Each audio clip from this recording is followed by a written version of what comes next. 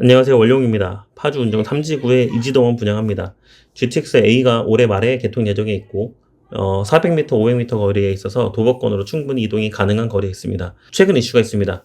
주상복합 부지 3, 4블럭이 시행사 사정으로 인해서 2년 전에 민간 사전청약으로 분양했던 것이 계약 취소가 됐습니다. 그 상황에서 고마운 상황, 사전청약으로 공급하진 않았지만 그래도 파주 시민들에게는 어느 정도 희망을 줄 수 있는 단지입니다. 그리고 작년부터 운정자이, 시그니처 등 운정역 인근에 GTX를 이용할 수 있는 거리에 있는 좋은 단지들이 분양을 했었고 결과가 아주 좋았어요.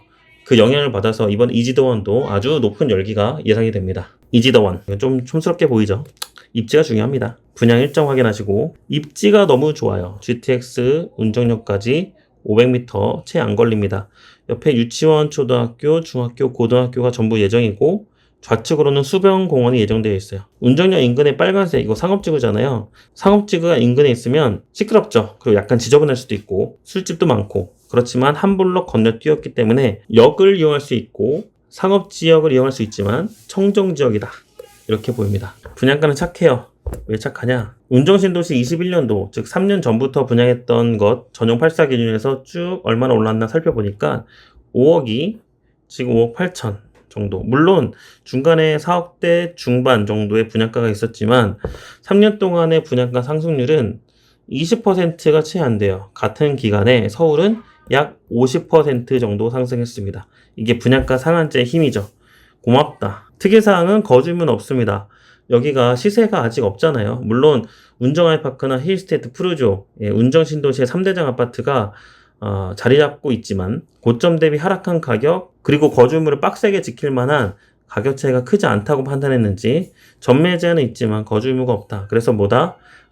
파주 시민뿐만 아니라 인근의 고양, 강서, 마포, 은평 그리고 한가를 건너서 김포, 청야차까지 청약을 한 다음에 운정역 역세권에 출퇴근을 원하시는 분들에게 전세를 줘도 된다.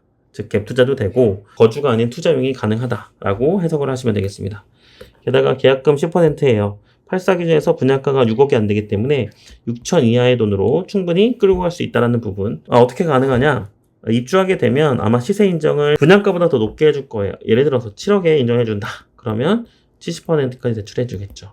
5억을 대출해주게 되면 계약금 6천 플러스 일부 몇 천의 자금을 가지고서도 충분히 이 아파트를 등기 치를 수 있다. 이해하시면 되겠습니다. 또 좋은 건 뭐냐면 120타입까지 분양해요. 120타입은 비규제 지역에서 100% 추첨제로 당첨자를 선발하죠.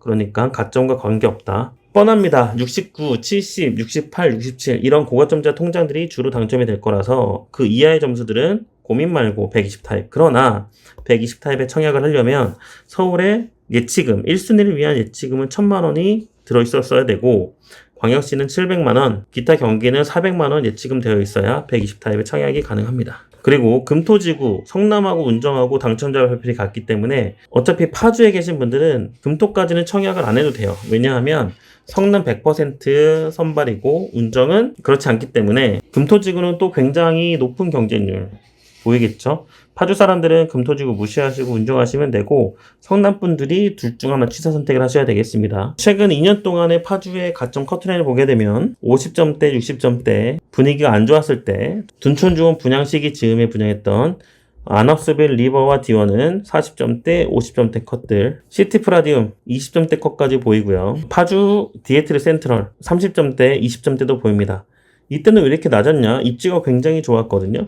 중간에 초등학교, 중학교 홈플러스도 있고 프라자 상가들도 있고 이쪽이 아래쪽이 운정역이고 위쪽에 파르세나까지 있고 분위기가 안 좋았기 때문에 이렇게 입지가 좋은데도 불구하고 가점 커트라인이 아주 별로였다.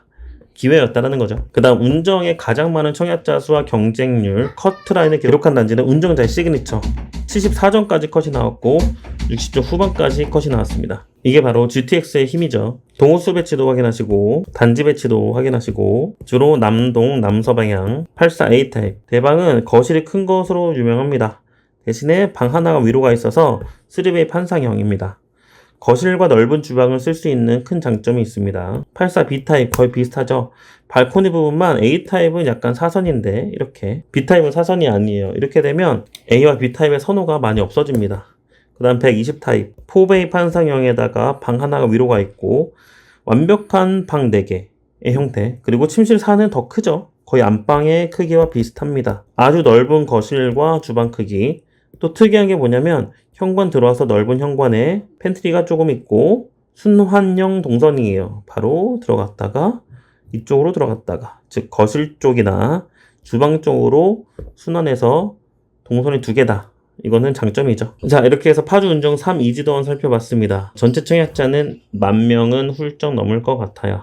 그런 경우에 1번 공급이 많아서 평균 경쟁률 40대 1 정도? 괜찮네 싶지만 120 타입의 공급이 많고 84 타입 가점제는 공급이 작기 때문에 커트라인은 69점이 아니면 당첨되기 힘들 것으로 보입니다. 틈새 청약이 점점 더 없어지고 있어요. 작년에 분위기 안 좋을 때가 참 좋았죠.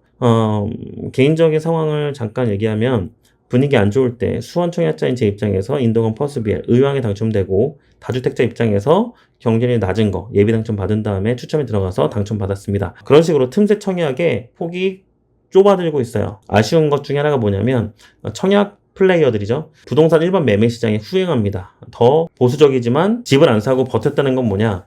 지금 가격에 사기 싫고 새 집을 싼 가격에 사고 싶다. 그렇기 때문에 기축 시장이 오름세를 봐야 상대적으로 저렴해진 그 순간을 포착할 수 있기 때문인 건데, 그 순간을 노려서 당첨이 되고자 한다고 하면 소위 말하는 고스펙자, 가점이 높거나 특별 공급의 스펙이 높아서 높은 경쟁률임에도 불구하고 당첨될 수 있는 분들이 그런 시장에서는 위너가 됩니다. 그렇지 않으면 작년 이맘때 또는 둔촌주공 때와 같은 그런 시장 분위기에 저가점자, 다주택자가 기회가 있죠. 항상 청약 시장을 분석하는 제 입장에서는 그런 순간들을 포착해서 여러분들께 말씀드리고 있는데, 재밌는 게 뭐냐면 시장이 안 좋을 때는 악플이 엄청나게 많이 달리고 시장이 좋을 때는 오히려 투자자들이나 좀 경험 많은 분들이 답글을 또 잘 안 다세요. 그분들은 이제 1비 안 하시고 관망하시는 거죠. 그래서 시장을 잠잠히 지켜보다가 분위기가 무르익을 때 팝니다. 그리고 분위기가 안 좋을 때 갈아타거나 삽니다. 이런 식의 다주택자들의 어떤 포지션들, 나는 무주택이고 청약을 기다리고 있지만 그런 시장의 심리를 한 번쯤은 생각하고 파악하시는 그런 시간을 가지셨으면 좋겠습니다. 이상 원룡입니다.